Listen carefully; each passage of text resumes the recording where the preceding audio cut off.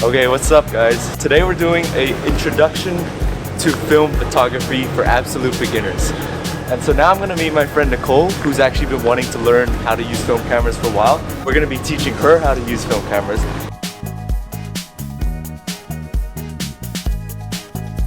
So this is my friend Nicole, and today we're going to be teaching her how to use a film camera and how to take film photos.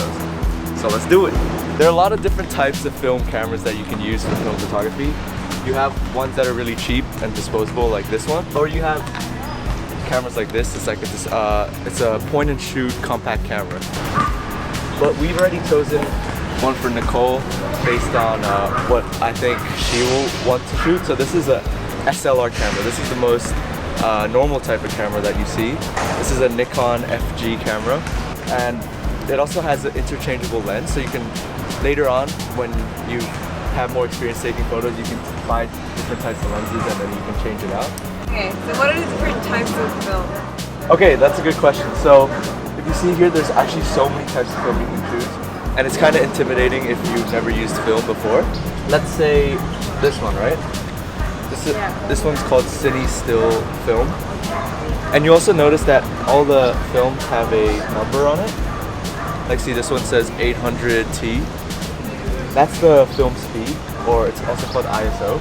And it basically, the different film speed is for different sort of lighting situations. So if you're taking a lot of dark nighttime photos, you're gonna be using a higher film speed. So like 800 or 1600 is good for night.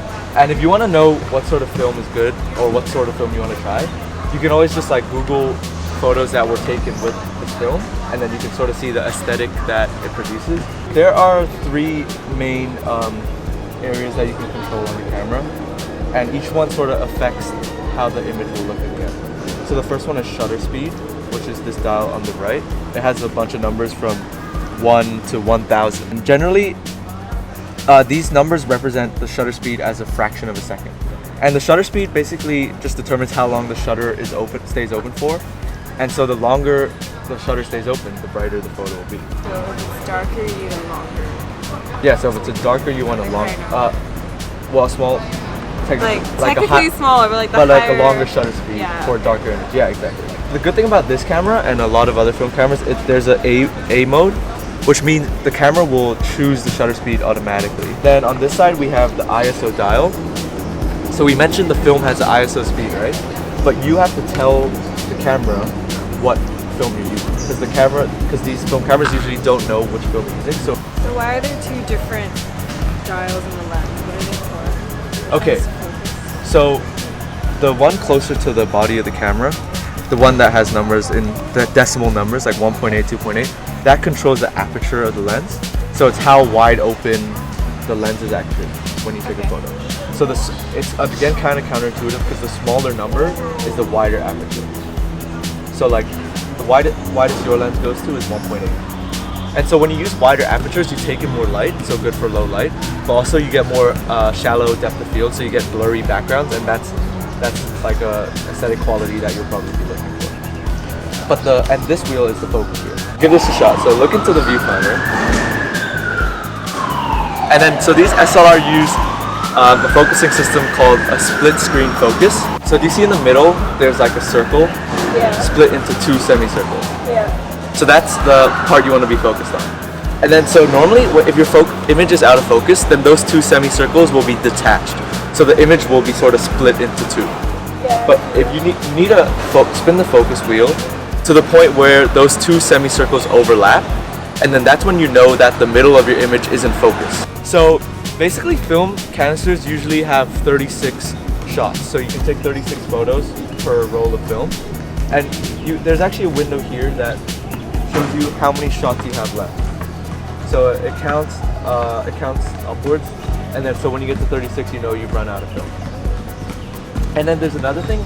A lot of these more beginner film cameras have something called a built-in meter. So the camera can tell you what shutter speed to use, and you don't have to figure it out for yourself. So you half press the shutter button with the viewfinder up in your eye, and then on the right side of the viewfinder there are a bunch of numbers. Do you see that? Yeah. And then there's a sort of a red dot next to one of the numbers. That's just indicating to you what's the appropriate shutter speed to use in this lighting. So you can just adjust the shutter speed according to what it tells you, and then the photo should end up correctly exposed. Because in older cameras without meters, you would have to have a separate meter to read the light, and then that would just be a big hassle. But this camera has it built in, so that's what's good about this sort of film. What happens when there are 2 red dots on the meter?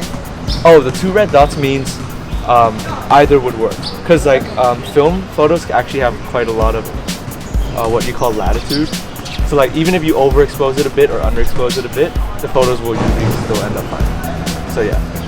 Okay, so the first step before we can take any photos is we have to load the film into the camera. So film usually comes in a box like this. You want to take the film out of the plastic tube. So here, first you need to open the back of the camera. So there's usually a lever here where the ISO dial is. You just pull up on it, and then that'll open the back. See, there's a hole at the bottom of the film canister. That's where this goes. So you match it like that. You see this? Then you close it so that gets locked in. And then see, this is called the film leader, and you need to put the film leader through here. Okay, so once the film leader is inside, you just need to wind it once to make sure it's actually caught on. The key here is to get the gears notched into these holes, and usually when that happens, yeah, see that? It actually got caught up in the spool. So just do that one more time and then we can close it. Okay. So now we're ready. Okay. So yeah, you just gotta take a couple more until you get back to the 0 point, and then you can start taking photos. So, yeah. So what is this? What does this do?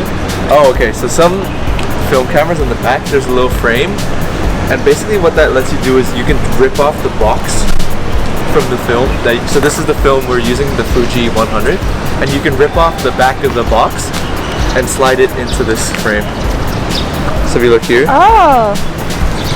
So basically it reminds you what film you're using. So what speed, what speed and how many shots it is. Can you rip it nicer next time so it fits? Yeah, it usually doesn't fit right. No, because I ripped it where the box is. Yeah. Okay, so let's go take some photos. Yay! So we're just in Kennedy Town right now, and we're gonna, there's a lot of random street scenes that we can actually take photos with you. So I think there's a cool wall over there that we can check out.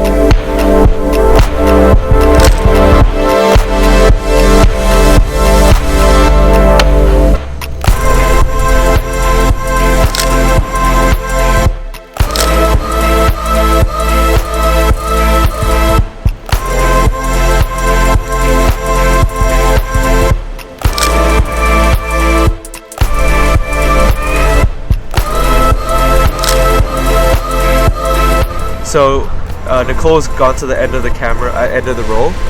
It says 36 shots, which means it's completely done. So now we have to take the film out from the camera. So what you do is, at the bottom of the camera, there's a little button. You just press that. And then at the top, there's the film rewind lever. So you pull it out. And there's actually an arrow that tells you which direction to spin it. So you should spin it. So you just keep doing it. It usually takes quite a few turns. So basically what you're doing is you're pulling the film back into the canister. And when did you hear that? Yeah. So after you should hear an audible sort of click. That means the films come out of the film leaders come out of the camera. Okay. So if you keep winding a couple more times, it should be done. Oh yeah. So now what you do is you just pull Okay, on, let go. you pull up on the you pull it up, and that will open up the camera. So this film canister is what we take to the shop to get developed. Okay, so now we're just at the last step. All we need to do is take the film canister and give it to the shop, and they'll develop the film for us, and then they'll send us the photos in digital file.